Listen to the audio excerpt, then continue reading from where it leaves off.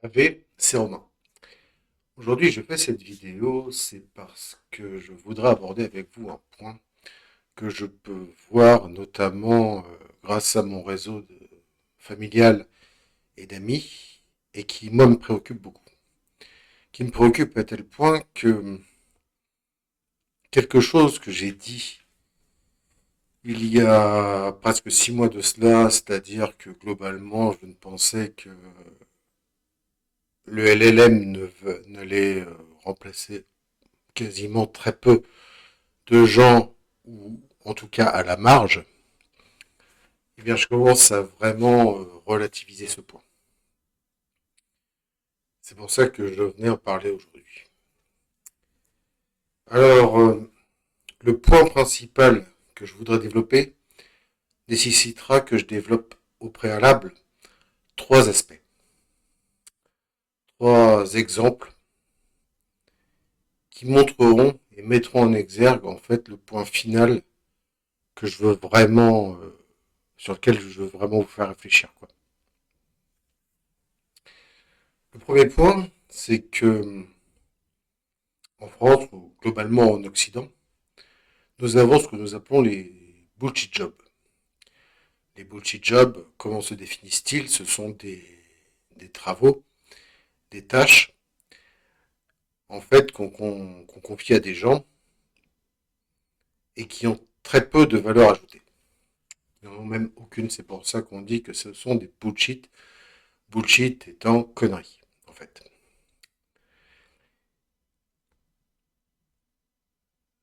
Ces travaux sont vraiment donnés dans des contextes différents.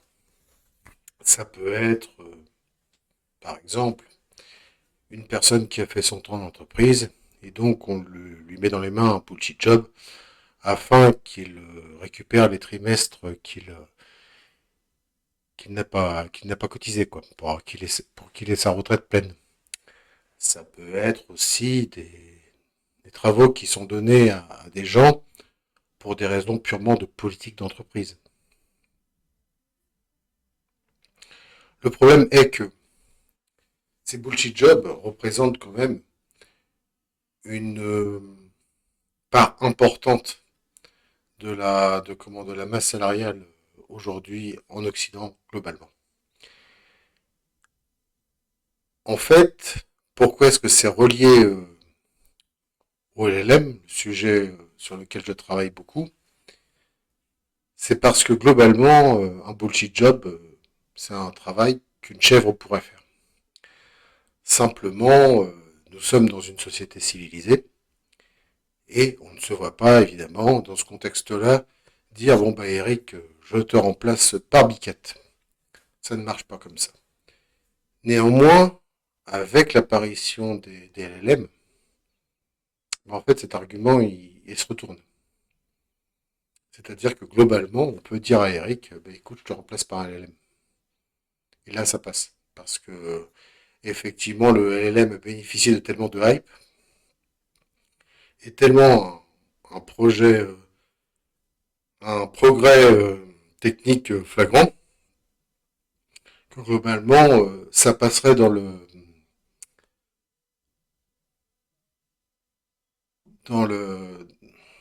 dans l'histoire, quoi. Ça passerait dans l'histoire, ça serait cohérent.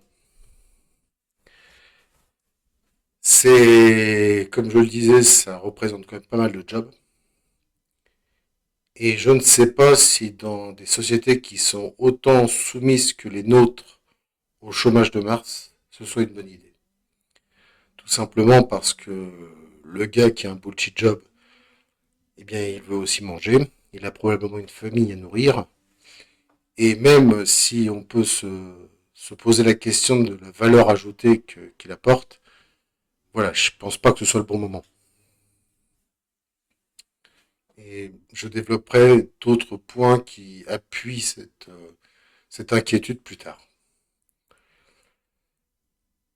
Le deuxième aspect, alors là c'est vraiment très polémique, et je m'en excuse, ça me fait absolument pas plaisir d'aborder ce point, mais ça montre bien un petit peu la tendance générale qu'on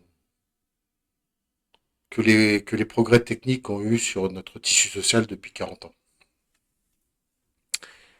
En fait, ce qu'il faut bien... Il y a de plus en plus d'études qui montrent qu'en 2030, nous sommes en 2025, 2030 c'est-à-dire dans 5 ans, c'est-à-dire quasiment demain, vous aurez 50% des femmes qui seront célibataires et sans enfants. J'ai étudié un petit peu dans ma vie, l'histoire, j'ai regardé un petit peu ce qui se passait dans les autres pays, je n'ai pas de précédent où une telle situation ait existé. Alors, comment en est-on arrivé là finalement? À 50% de femmes qui finalement viendront vieilles. Sachant que 50% de femmes sont célibataires et sans enfants, mais comme dans les sociétés occidentales, il y a globalement une femme pour un homme, je suis quasiment en train de vous dire que donc 50% des hommes seront aussi célibataires et sans enfants. Donc pourquoi est-ce qu'on en est arrivé là? Je disais, eh bien sûr, il y a des explications tout à fait classiques qui sont à mon avis vraies, c'est-à-dire par exemple qu'aujourd'hui la femme majoritairement travaille. Elle est arrivée de manière massive dans le monde de l'emploi. Ce qui fait que quand on parle de couple, madame se retrouve non seulement avec son taf de mère, mais aussi ses 8 heures de travail par jour au bureau. Alors que monsieur, lui, globalement, sa situation n'a pas vraiment changé. Globalement, il est plus madame dans ses tâches ménagères quotidiennes, mais il ne travaille pas 2 fois plus comme elle. Ce qui a causé évidemment un déséquilibre. Mais il n'y a pas que cet arc d'explication. Nous pouvons aussi observer que dans cet état de fait, les réseaux sociaux ont énormément joué. Pourquoi? En fait, avant, les jeux de séduction, ça se passait dans des milieux globalement fermés.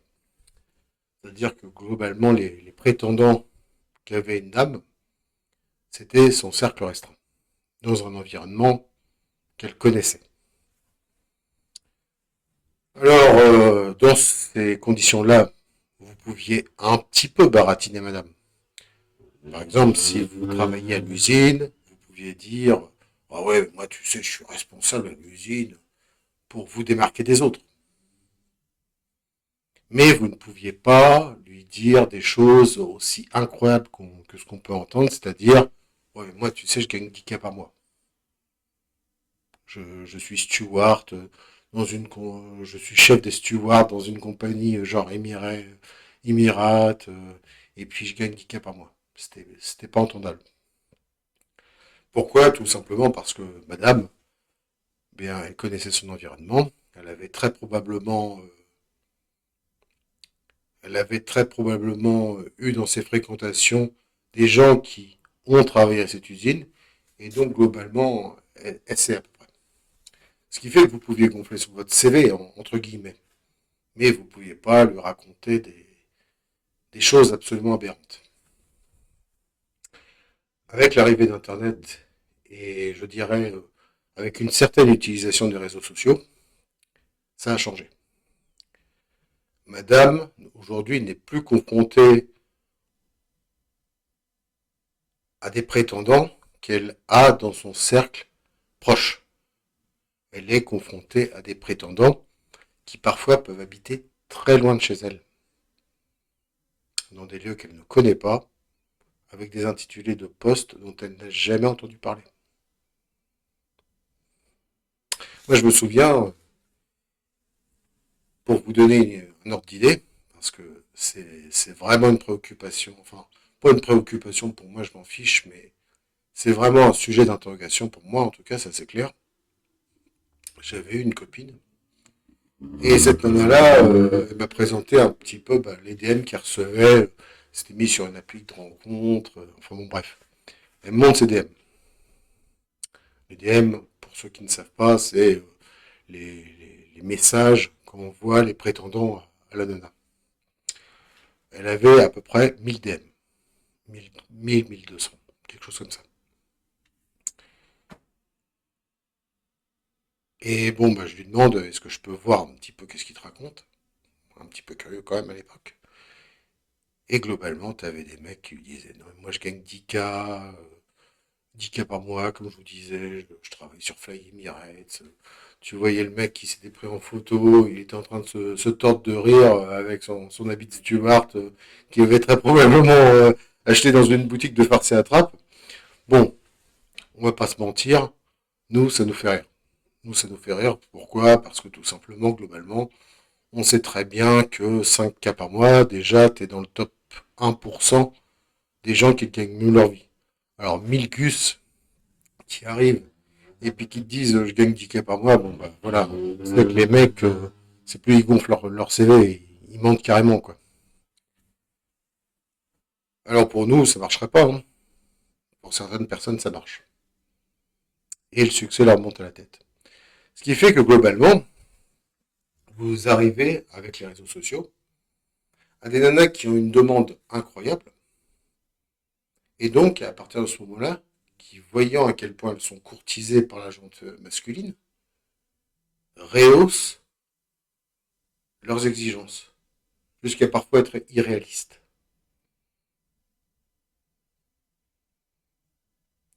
C'est une des raisons pour lesquelles, à mon avis, hein, les relations hommes-femmes périclitent dans nos sociétés modernes. Et à cela, on ajoute le LLM.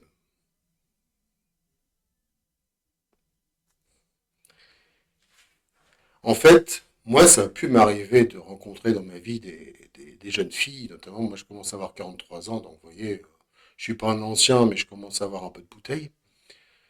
Ça m'est arrivé de voir des filles, ouais, moi je veux un gars qui gagne 5K par mois, et globalement, enfin, difficilement, hein, mais je pouvais, pour celles qui avaient la meilleure volonté possible, je pouvais leur dire, bah, écoute, ouais, franchement, ce que tu demandes, ça fait beaucoup, il faut bien que tu te rendes compte que ça fait 1% de la population.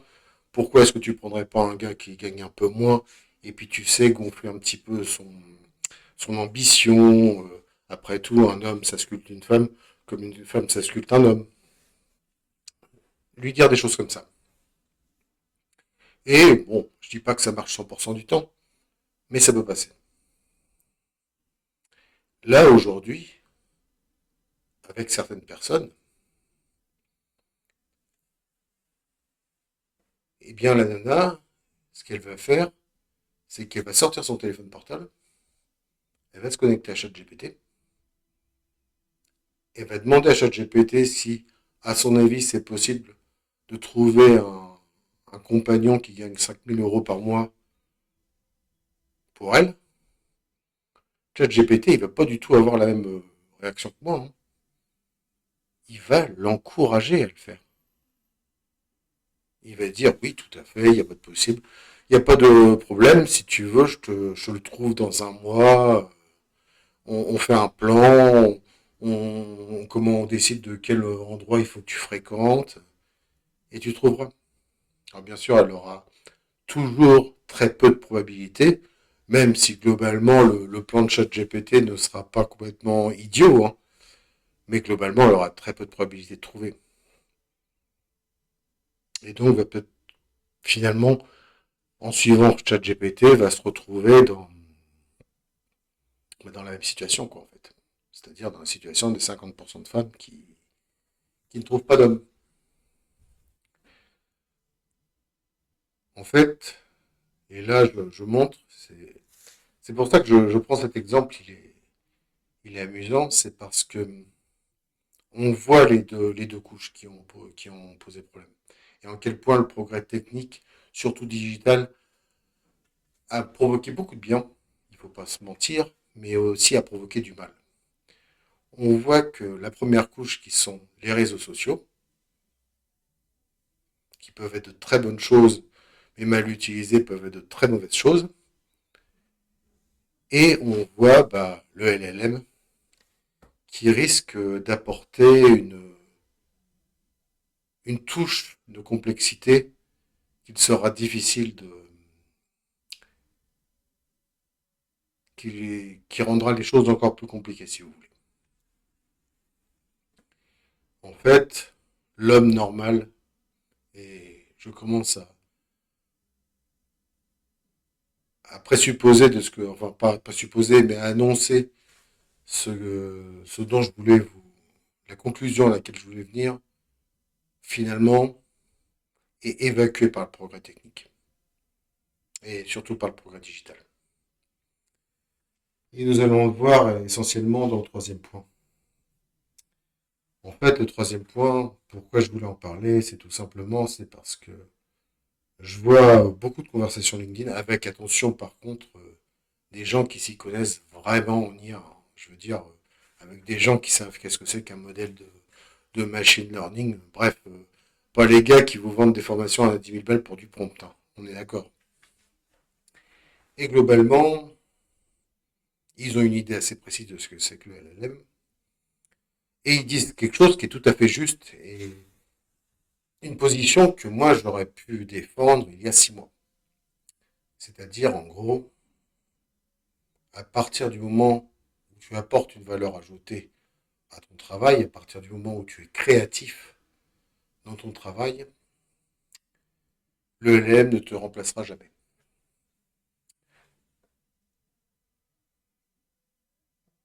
Est-ce que on est forcément payé dans un travail pour être créatif? Non, c'est faux. J'ai travaillé à l'usine, par exemple. À l'usine, on ne vous demande pas d'être créatif. Hein. On vous demande d'être rapide. De remplir le plus possible des cartons de denrées alimentaires ou autres, afin que ça parte rapidement. Et afin de comment de remplir tout simplement les commandes, quoi. La commande, quoi. D'honorer la commande. Alors là, je prends quelque chose qui est complètement hors sujet, parce que globalement, je pense que tous les gens sérieux seront d'accord que les LLM ne vont pas remplacer l'agent de production en usine. Mais il y a des métiers chez l'école blanche, c'est tout à fait envisageable. Par exemple, comptable. Attention, hein, si vous êtes comptable, attention, je n'ai rien contre vous. Et même, ce que je dis, je le pense. Je ne dis pas qu'il n'y a aucune créativité dans le métier de comptabilité. Je vous dis que globalement, 90% du temps, vous faites exactement la même chose. Et que globalement, un comptable qui s'y connaît est la personne qui va utiliser ces 10% de temps de façon optimale, dont on va avoir besoin pour ces 10% de temps. Moi, sans me vanter, moi, je ne suis pas un PhD en IA, très loin de là. Je suis juste un gars qui aime bien bricoler avec ses LLM. Je peux vous fabriquer un squelette de programme très convaincant qui automatisera 90% de vos tâches en une semaine. Sur un service comptable, en gros, qu'est-ce que ça signifie? Ça signifie que vous avez le service comptable avec 3 personnes qui font les tâches usuelles. Et globalement, vous avez besoin que d'une personne, encore là, qui s'occupera du 10% que le programme ne pourra pas faire. On a besoin que d'une personne, on passe d'une équipe de 3-4 personnes à une équipe d'une personne. En fait, c'est vraiment ça ma préoccupation, c'est que le LLM, en fait, l'homme normal, c'est-à-dire l'homme qu'on paye, qui n'est pas spécialement plus créatif, c'est pas celui qui va changer la donne. C'est celui qui va assumer quasiment toutes les tâches répétitives du quotidien. Et lui, force est de constater qu'avec l'évolution technique, il a tendance à disparaître. Que ce soit en amour, comme on l'a vu, on va 50%, je ne sais pas si vous imaginez, mais ça fait quand même la moitié de la population qui va être confrontée à une solitude. Du marché de l'emploi, en tout cas pour tous les beaux emplois à col blanc. Je ne parle pas des métiers manuels, évidemment, mais globalement, beaucoup de métiers manuels, toutes les petites mains qui travaillaient, entre guillemets, pour les divas qui apportaient vraiment la valeur ajoutée, sont possiblement en danger. Bref, l'homme normal est sur la touche. Et plus les révolutions numériques avancent, plus il est sur la touche. Alors vous qui m'ont regardé, probablement, il y en a probablement qui vont venir de LinkedIn. LinkedIn, on va pas se mentir, c'est un réseau où l'essentiel des troupes, c'est des cols blancs. On s'en fiche. Enfin, on s'en fiche, oui et non, hein, parce que globalement, l'homme blanc, enfin l'homme normal, pardon, voilà, l'homme normal, c'est quand même le gars avec qui vous vivez, quoi. Vous avez eu, moi j'entends beaucoup sur LinkedIn, des gens qui pestent sur Trump ou sur Mélanie ou je sais pas quoi. Enfin, faut bien comprendre que Trump, Mélanie, ce sont des réactions de l'homme normal, qui en a un peu marre d'être sur la touche et qu'on n'entende pas. Et c'est quelqu'un avec qui vous devez vivre, tout simplement. Vous, aujourd'hui, peut-être que vous êtes sur ma vidéo, peut-être que vous faites du machine learning. Rendez-vous compte que, très probablement, dans quelques années, vous rencontrerez un gars, vous essayerez de lui expliquer qu'est-ce que c'est que le machine learning. Il va sortir son téléphone, va demander à ChatGPT et il va te dire non mais regarde, t'as tort, ChatGPT, il me dit pas ça.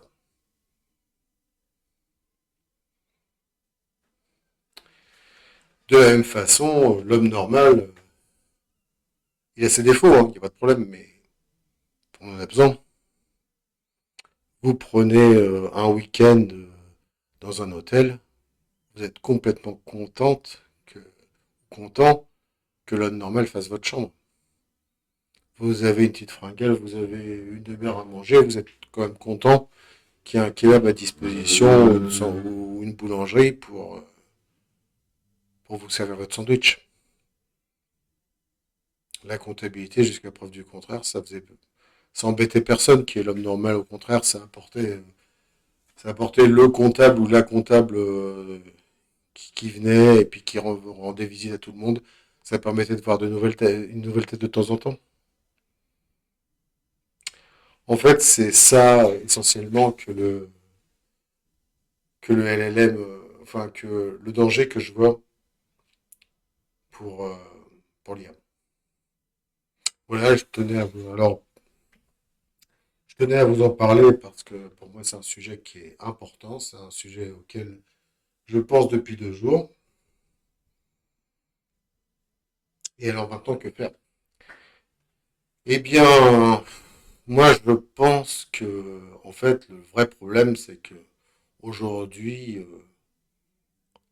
ce qui a vraiment tout changé avec le LLM, c'est pas tellement l'apparition de l'IA. L'IA, ça fait des décennies qu'on en a autour de nous. Par contre, ce qui a vraiment changé, c'est que le LLM est devenu grand public. Pour le meilleur et pour le pire. C'est-à-dire que ça peut apporter dans la discipline des outsiders qui seront impliqués, qui auront envie d'explorer de nouveaux besoins de métier. Mais ça peut aussi apporter pas mal de gens qui ont des demandes irréalistes vis-à-vis des LLM ou, et même toxiques. Alors, au départ, je suis un petit peu contre l'initiative de Maxime Fournier parce que Posia, pour ceux qui connaissent pas, c'est quelqu'un qui en fait qui postule du fait qu'il faut faire une pause dans le développement de l'IA pour des raisons qui sont différentes de lui, c'est-à-dire pour l'utilisateur, moi pour des problèmes qui sont liés à l'utilisateur, c'est ça que je vois comme vrai problème. J'aurais plutôt tendance à partager son point de vue. Et pour tous les pros qui regarderaient cette vidéo, moi je ne peux que vous enjoindre à faire ce que je fais. C'est-à-dire à faire de la vulgarisation autour des LLM afin qu'on ne prenne pas le LM pour ce qu'il n'est pas.